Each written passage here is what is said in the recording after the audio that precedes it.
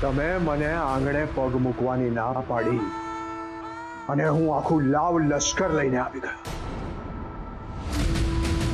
હવે આ મારી પાઘડી ઉછાળી છે ને, હવે તમારે જ તમારા હાથે આ પાઘડી મને પહેરાવી પડશે. નકર શું ભાનુ માસીને રાવ ખાવા દોડીશ કે બા કહડે મને માર્યું? ના, હું તો વખતુ માસીને જઈને બધું જ કહી દઈશ કે તમે જ મારી પાઘડી ઉછાળી છે અને એમના દીકરાની હત્યા મેં કરી છે એમ તમે બંને કહો. બોલો, જાઓ. હા, જાને એમાં તું જુગાડો પડીશ. જે સ્ત્રી મને એના દીકરા કરતા પણ વધારે પ્રેમ કરતી હોય એ આ વાત માનશે જ નહીં, અને જો માનશે તો આઘાતથી મરી જશે. બંને પરિસ્થિતિમાં હાર તમારી જ છે, મારી નહીં. વખતુ માસી, આવજો તો જરીક.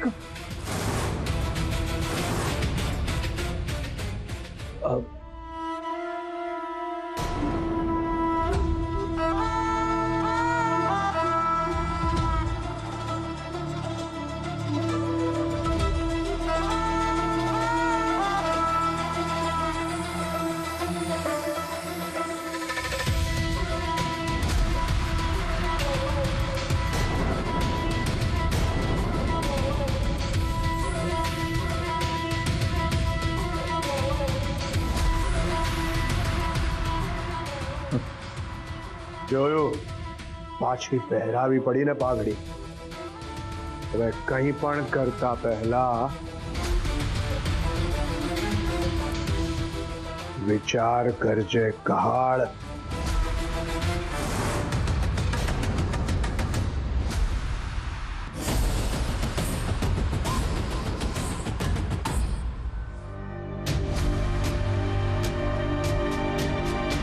ગંગાવો, આ જુઓ, આ હાર આપણી 3 પેઢી જૂનો હાર છે. મારી સાસુને એમની સાસુએ આપ્યો હતો અને હવે હું તમને આપવાની છું. આ ફક્ત હાર નથી, આપણા કુળની પરંપરા છે. પણ લગ્નમાં તો નવો હાર અપાય ને, તો આટલો જૂનો કેમ? દીકરી બેટા, જ્યારે મોટા વાત કરતા હોય ને ત્યારે નાનાય ન બોલાય હો. ગંગાવો, તમારા વિશે ખૂબ સાંભળ્યું છે. તમે જેટલા સુંદર દેખાઓ છો એટલા સુરીલા ભજનો પણ ગાઓ છો. ખૂબ જ સારા સંસ્કાર પણ છે. પણ મારો પ્રતાપ થોડો તોફાની ઘોડા જેવો ઉન્માદ છે. એને તમારા જેવી સુંદર, સુશીલ અને સંસ્કારી કન્યા જ સંભાળી શકે. હા. માં, ઘોડાને સુધારવું હોય ને તો જ્યારે નાનું વચ્ચેરું હોય ને ત્યારે એને ચાબુકથી મારાય. એ મોટો થઈ જાય ને એની પછી કોઈ ના થાય એનું. હો ગંગા બેટા, આ તમારી નાની સખીને ગયો ને બહાર જઈને રમત રમે, કાં તો રસોડે મદદ કરે. પાનકી, મેં તને આવું શીખવ્યું છે કે મોટાની વચ્ચે આમ બોલ કરવાનું? હા, સારું પેનબા, હવે તમે કહો છો તો હવેથી હું કઈ નહીં બોલું. હું જઉં છું બહાર, મને એ ગમતું નથી.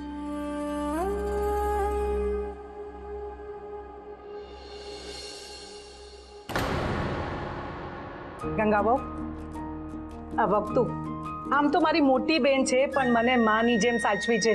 હું જ્યારે મરવા પડી હતી ને ત્યારે એણે જ મને જીવાડી ને મારા દીકરા પ્રતાપને પણ સાચવ્યો. મારા જીવનમાં જો મારા દીકરા પછી સૌથી વધારે હું કોઈને પ્રેમ કરતી હોઉં ને એ અમારી મોટી બેન છે. બસ નાનકી, બસ. સંબંધો અને પ્રેમ વિશે બહુ બોલાય નહીં તો કોકની નજર લાગી જાય. અરે ના મોટી, આપણા સંબંધોને કોઈની નજર ના લાગે. હવે આ જો ને, પ્રતાપે મને કીધું કે તને ગંગા બહુ જ ગમતી હતી, એટલે મેં આંખ બંધ કરીને આ લગ્ન માટે તરત જ હા પાડી દીધી કે મારી મોટીની પસંદ હોય ને એમાં મારે કાંઈ કહેવું જ ન પડે. રાણીબા, તમે જે રાજ રસોઈયાને બોલાવેલા એ તમને મળવાનું કહે છે. હા, એ રાજશાહી પકવાન બનાવવા આવ્યા છે. મારા પ્રતાપના લગ્ન છે. અરે એના લગ્નમાં ગામના લોકોને એવી એવી વાનગીઓ ખવડાવશું ને કે ગામના લોકોએ કોઈ દિવસ નામ પણ ના સાંભળ્યું હોય. મોટી, તું તારી આગળની વિધિ કર, હું આવું છું હમણાં.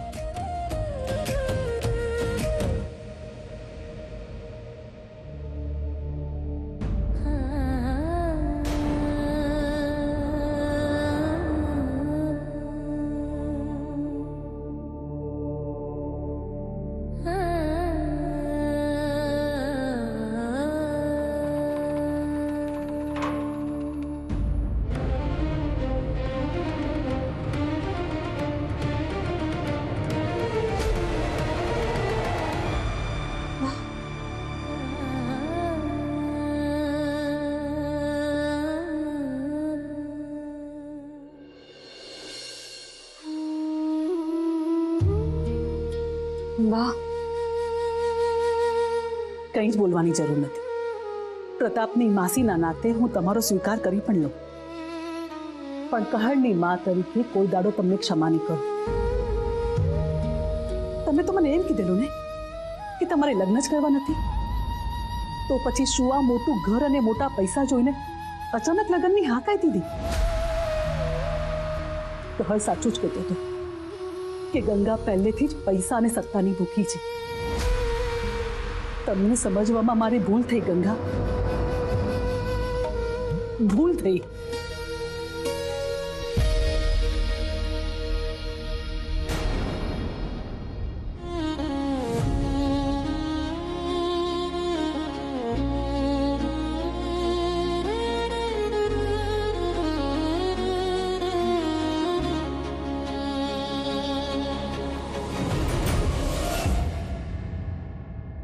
અરે કહળ બેટા, તું તો કઈ એટલો મોટો થઈ ગયો છે કે માસી સાથે સરખી વાતય નથી કરતો.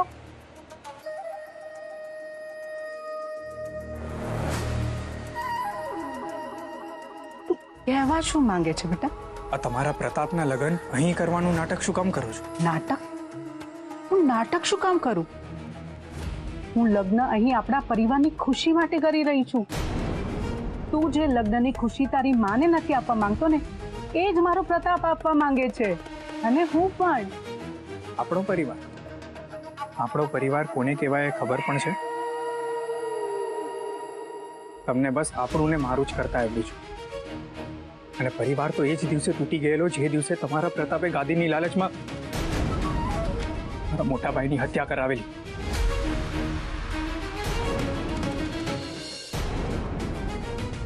બેટા, આ વાત સાવ ખોટી છે. મારા પ્રતાપે એવું કંઈ કર્યું જ નથી, અને આ વાતની સાબિતી તારા પાસે છે જ નહીં. માસી, સાબિતી અને સત્ય બંને અલગ વાતો છે. અને જે દિવસે હું સાબિત કરી શક્યો ને, એ દિવસે હું શું કરીશ એ હું પણ નથી જાણતો. ઘરસમ, તું તારો પ્રયત્ન ચાલુ રાખ અને મને આપણા પરિવારને એક કરવાનો પ્રયાસ કરવા દે.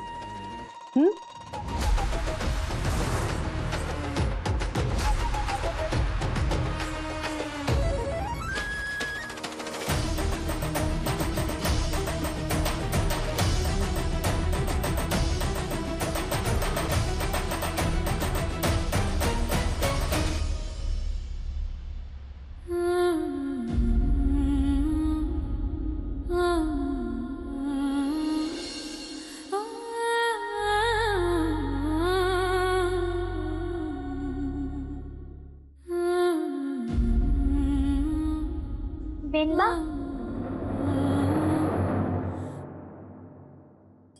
હા બેનબા, તમે મારાથી કઈ વાત છુપાવો છો? નહીં તો કઈ નથી છુપાવી રહી. તો પછી તમે રડો છો કેમ? એનું કારણ શું છે જે તમે મારાથી છુપાવો છો?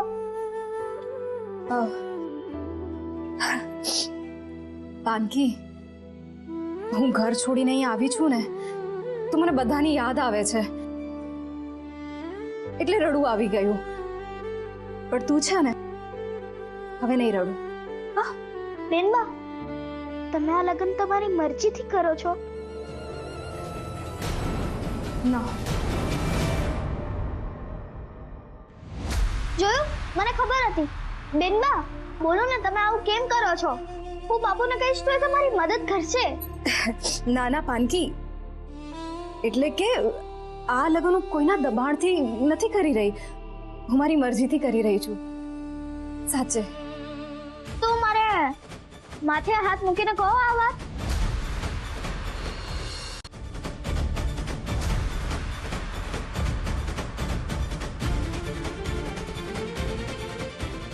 લો, જોયું, મને ખબર હતી કે તમે ખોટું બોલો છો. ના પાનકી, એમાં વાત એવી છે ને કે નાના બાળકોના સમ ના ખવાય. હા, તું જા, હવે રસોડે જઈને કંઈ ખાઈ લે, હું પૂજા કરી લઉં. જા, હા? જા.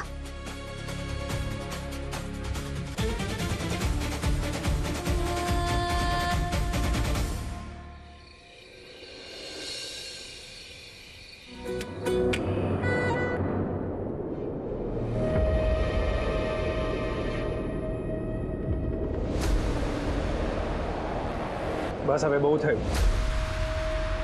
કોકના દેખતા કરવાના આ ભક્તિના નાટક અહીં કોઈ જોતું નથી. તમે આ પહેલા પણ મને ઘણું સંભળાવી ચૂક્યા છો.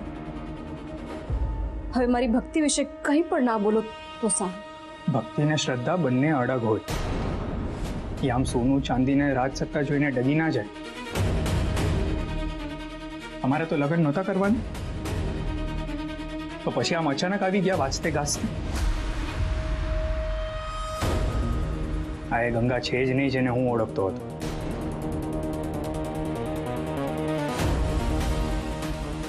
એ ગંગાને તો કોઈ ભૌતિક સુખની લાલચ નહોતી, પણ આ ગંગાને મહાદેવ નથી પામવા, મહારાણીનું પદ પામવું છે.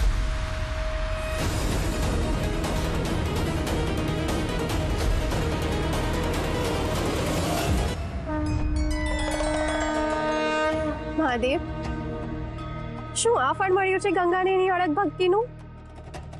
પૈસાનો લોભ, ઢોંગ, આ શું બોલી રહ્યો છે કહર?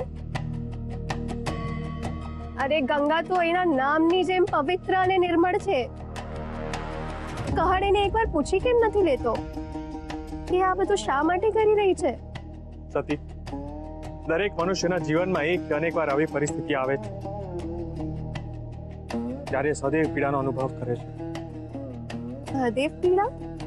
હા, જેમાં બધું જ જ્ઞાત છે છતાંય કશું કહી નથી શકતો, કારણ કે બંધનોમાં બંધાયેલો છે.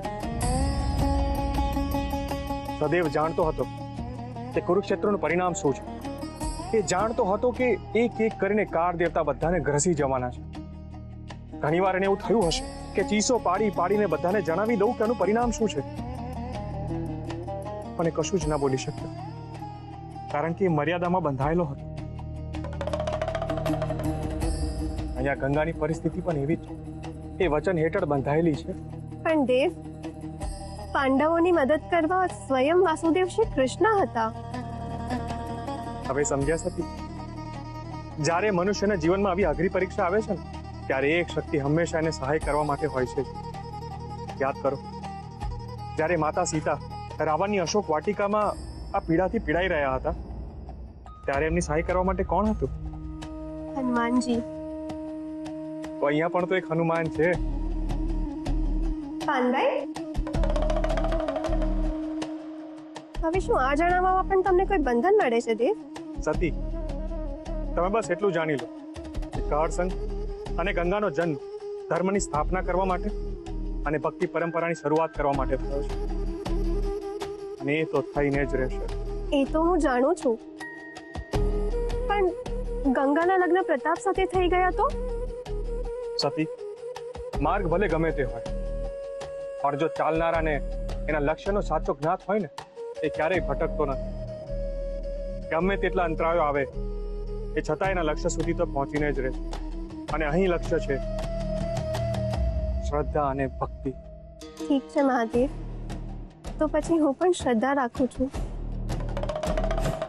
કે મારી ગંગા દીકરી સુરક્ષિત રહેશે.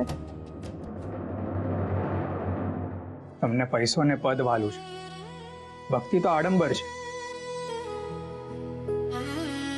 એવું આખી દુનિયાને સાથે સાથે મારી માં પણ માને છે.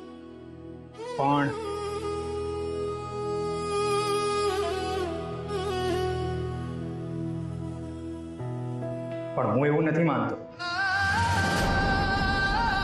કારણ કે હું જાણું છું કે સત્ય કંઈ બીજું જ છે.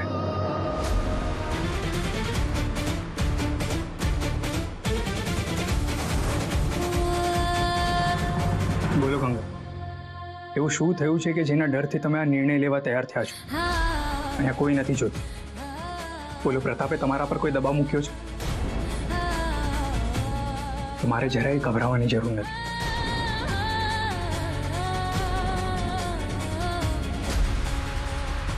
શું અમને કંઈક ખબર પડી હશે?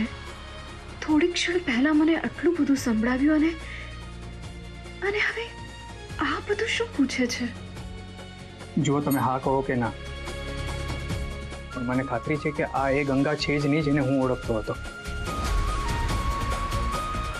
એ ગંગા તો પવિત્ર ખળખળ વહેતું જળ, અને આ ગંગા કોઈના ડરથી દબાઈને બંધાયેલું સરોવર.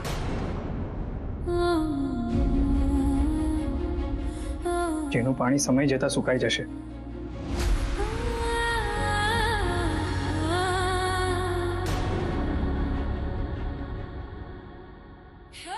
ગંગા, હું તમને હજુ પણ કહું છું, બોલો કે તમને શું થયું છે. હું તમને બચાવવા માટે કાંઈ પણ કરી શકું છું.